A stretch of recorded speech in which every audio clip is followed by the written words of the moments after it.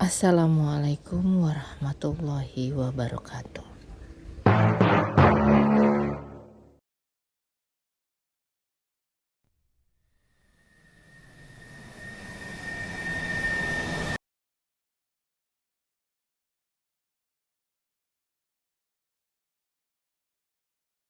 Alhamdulillah, nahmaduhu wa nasta'inuhu wa nastaghfiruh wa na'udzubillahi min syururi anfusina wa min sayyiati a'malina may yahdihillahu fala mudhilla lahu wa may yudhlil fala hadiyalah. Baiklah, langsung saja kita kelompok 3 yang akan membawakan presentasi berjudul Penciptaan Alam Semesta yang akan langsung dijelaskan oleh Ukhtina Ainul Mardiah. Waktu dan tempat saya persilahkan.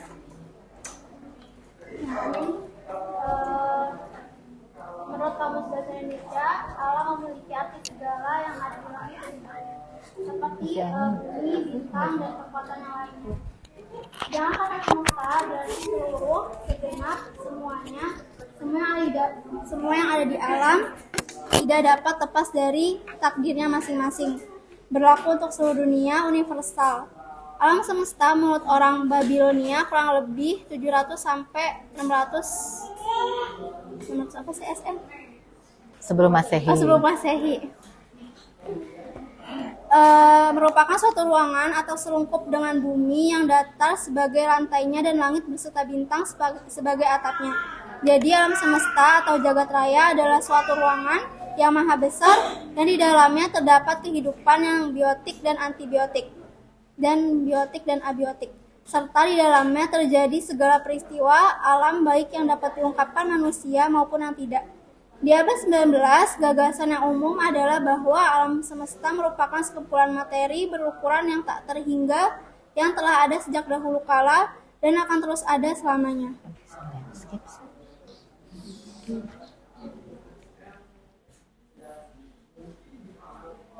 Teori mengenai terbentuknya alam semesta menurut sains. Yang pertama yaitu teori dentuman besar, disebut juga dengan Big Bang.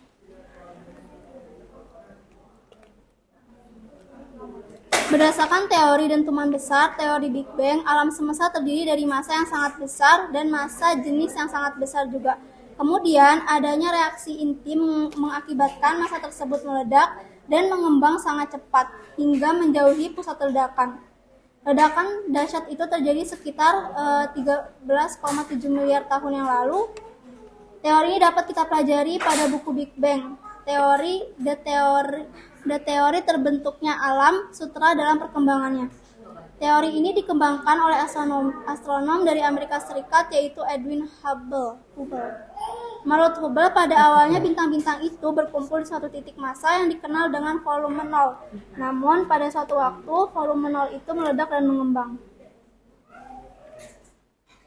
Sebentar, Langsung baca aja. Nah, yang kedua ada teori keadaan tetap.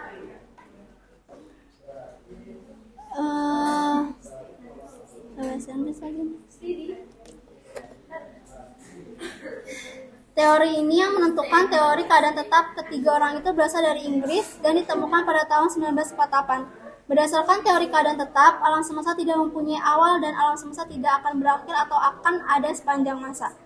Jika teori dentuman besar menyatakan bahwa alam semesta itu bergerak atau serba berubah dinamis, lain halnya dengan teori keadaan tetap menyatakan bahwa alam semesta itu bersifat tetap atau tidak berubah, atau disebut juga dengan statis. Ketika alam semesta mengembang, maka akan ada materi-materi baru yang muncul. Materi-materi akan muncul dalam jumlah yang sesuai agar alam semesta dalam keadaan stabil. Setelah materi-materi baru itu muncul, maka galaksi-galaksi baru akan terbentuk dan alam semesta seperti tidak ada perubahan. Yang ketiga ada teori mengembang dan memampat. Teori mengembang dirancang oleh Fred Hoyle. Ia berasal dari Inggris dan merupakan orang yang ahli dalam bidang astrofisika.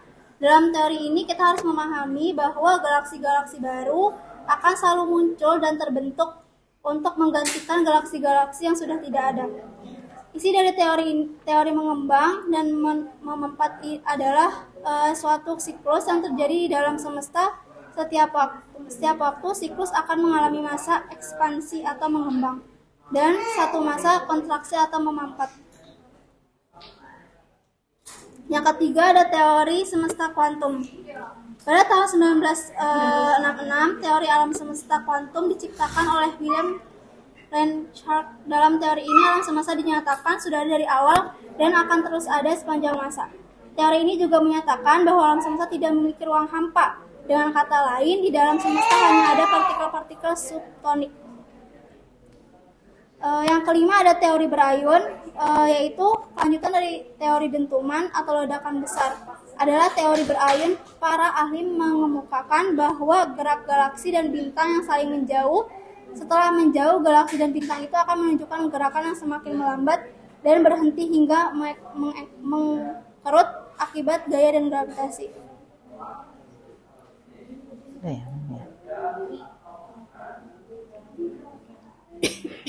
Selanjutnya, proses penciptaan alam semesta dalam Al-Quran. Pembentukan alam semesta dalam 6 masa, sebagaimana disebutkan Al-Quran atau kitab lainnya, sering menimbulkan permasalahan, sebab 6 masa tersebut ditafsirkan berbeda-beda, mulai dari 6 hari, 6 periode hingga 6 tahapan. Oleh karena itu, pembahasan berikut mencoba menjelaskan maksud 6 masa tersebut dari sudut pandang keilmuan dengan mengacu pada beberapa ayat Al-Quran. Dari sejumlah ayat Al-Quran yang berkaitan dengan 6 masa, surat An-Naziat ayat 27-33 di atas tampaknya dapat menjelaskan tahapan 6 masa secara kronologis. Urutan masa tersebut sesuai dengan urutan ayatnya, bertujuan agar umat manusia menggunakan akalnya untuk mengetahui seperti apa proses sebelum bumi tercipta, beserta dengan seluruh penduduknya. Karena butuh kuasa yang luar biasa untuk meluaskan alam semesta dan jelas bukan manusia yang bisa melakukannya. Dengan mengetahui proses tersebut, meningkatkan keyakinan terhadap keberadaan Allah. Teori mengenai terbentuknya alam semesta menurut Al-Quran disebutkan dalam surat Hud ayat 7 yang artinya, dan dialah yang menciptakan langit dan bumi dalam 6 hari. Dalam ayat ini Allah menyebutkan bahwa penciptaan alam semesta terjadi dalam 6 masa. Beberapa mufassir menerjemahkan kata ayyam sebagai hari, namun beberapa juga menerjemahkan sebagai masa atau periode. Yang pertama, tahap pertama atau penciptaan langit di pertama kali.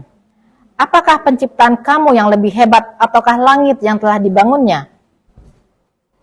Surat An-Naziat ayat 27. Pada tahap pertama alam semesta, pertama kali terbentuk dari ledakan besar yang disebut Big Bang. Kira-kira 13,7 miliar tahun lalu.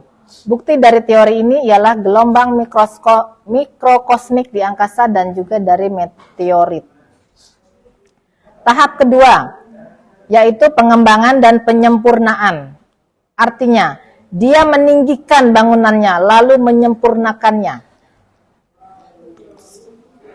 Surat An-Naziat ayat 28. Dalam ayat 28 di atas terdapat kata meninggikan bangunan dan menyempurnakan. Kata meninggikan bangunan dianalogikan dengan alam semesta yang mengembang, sehingga galaksi-galaksi saling menjauh dan langit terlihat makin tinggi. Mengembangnya alam semesta sebenarnya adalah kelanjutan Big Bang.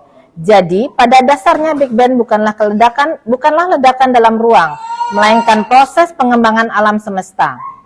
Dengan menggunakan perhitungan efek Doppler sederhana, dapat diperkirakan berapa lama alam ini telah mengembang, yaitu sekitar 13,7 miliar tahun.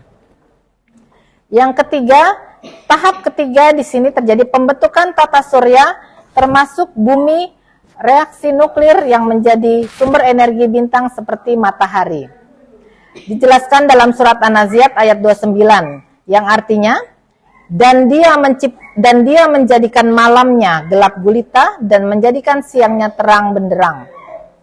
Ayat tersebut dapat ditafsirkan sebagai penciptaan matahari sebagai sumber cahaya dan bumi yang berotasi, sehingga terjadi siang dan malam. Pembentukan tata surya diperkirakan seperti pembentukan bintang yang relatif kecil, kira-kira sebesar orbit Neptunus. Prosesnya sama seperti pembentukan galaksi seperti di atas, hanya ukurannya lebih kecil. Selanjutnya, Dela.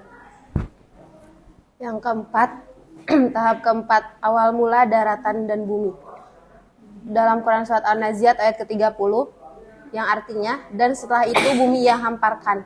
Penghamparan yang disebutkan dalam ayat 30 dapat diartikan sebagai pembentukan superkontinen di permukaan bumi. Masa 3 hingga masa 4 ini juga bersesuaian dengan surat Fussilat ayat 9 yang artinya, katakanlah sesungguhnya patutkah kamu kafir kepada yang menciptakan bumi dalam 2 masa dan kamu adalah sekutu-kutu baginya. Yang bersifat demikian itu adalah Rob semesta alam, daratan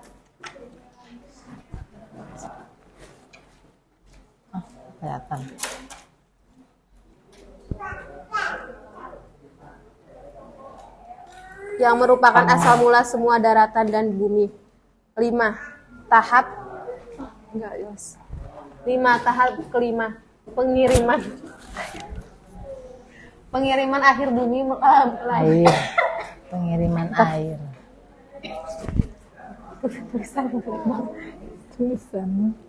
Pengiriman air ke bumi melalui Komet.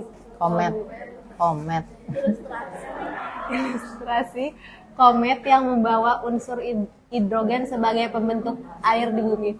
Yang artinya dari dia pancarkan mata air dan ditumbuhkan tumbuhan-tumbuhan. Surat An-Nazi'at ayat 3. Dalam ayat 32 di atas disebutkan gunung-gunung dipancarkan dengan teguh, yang artinya gunung-gunung terbentuk setelah penciptaan daratan, pembentukan air dan munculnya tumbuhan pertama. Gunung-gunung terbentuk dari interaksi antar lempeng ketika superkontinen mulai terpecah. Nah, dari banyaknya teori-teori tersebut, kesimpulannya, dari sekian banyak teori yang dikemukakan oleh para ilmuwan, ternyata ilmuwan modern menyetujui bahwa teori ledakan maha dahsyat, yaitu teori Big Bang, merupakan satu-satunya penjelasan masuk akal dan yang dapat dibuktikan mengenai asal mula dalam semesta dan bagaimana alam semesta muncul menjadi ada. Pertanyaan kita sekarang tentang suatu hal pada akhirnya akan terjawab, namun setelah itu akan muncul beberapa pertanyaan baru. Demikianlah yang akan terjadi jika kita bertanya tentang alam semesta. Kita tidak akan pernah puas karena sifat curiosity kita. Seringkali kita mendapat suatu pertanyaan yang sangat mendasar, yang mendapat jawaban membuat hati kita kagum, heran, takzim, dan sampai pada tingkat suatu perenungan bahwa betapa luar biasa kuasa Tuhan alam semesta ini. Demikian makalah kami.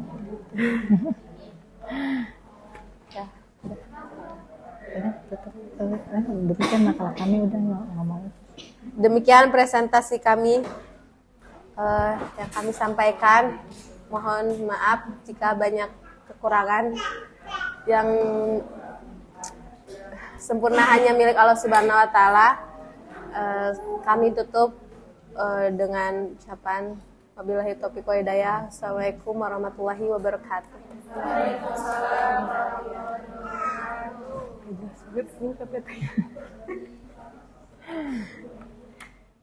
Udah. Ini harus ini sih. Udah Diedit lagi. artinya. Artinya itu satu-satunya benua sekaligus daratan yang ada di permukaan bumi. Satu-satu terus terpecah gitu ya. Sekaligus daratan ada di bumi yang ada di permukaan bumi. Ngomong gini sini. Berarti pertamanya tuh nempel terus tuh. Iya, karena di akhirnya pecah.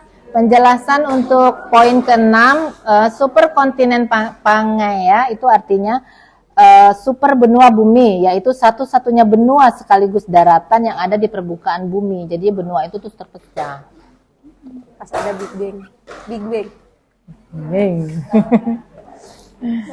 Dah, demikianlah deh ya. Cukup ya. Udah tutup.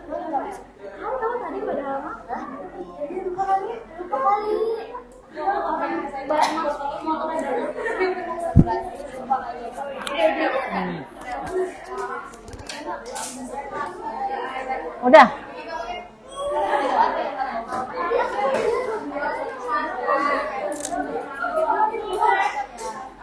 Udah ya. Demikianlah presentasi.